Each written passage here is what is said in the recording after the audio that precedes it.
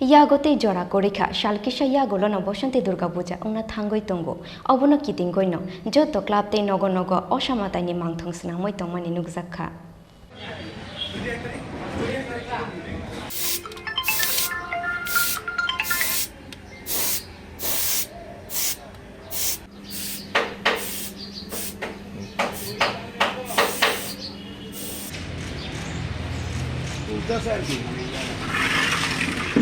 বাসন্তী ঠাকুর তৈরি করা হইতেছে। কিরকম রয়েছে এই বছরের? আমি ধরেন না প্রতি বছর যাই যখন আমি করি 10-12টা 14টা ওইরকমই আছে। এই নতুন কাস্টমার আসেনি, পুরনো কাস্টমার যারা আছে তারাই নিচ্ছে। চাহিদা কীরকম? চাহিদা ব্যাপারটা হয়েছে বাসন্তী পূজা বাড়ছে অন্যান্যবার তুলনায়, কিন্তু এই যে খুব বেশি বাড়া তা না, হয়তো 1-2 পার্টি নতুন এরকম আর কি। মূর্তির রেটটা কীরকম রয়েছে গতবার? রেট আমি বাড়াই নিই, প্রতি বছর যা থাকে ওই রেটই আছে, অন্যান্যবার যা বিক্রি হয়।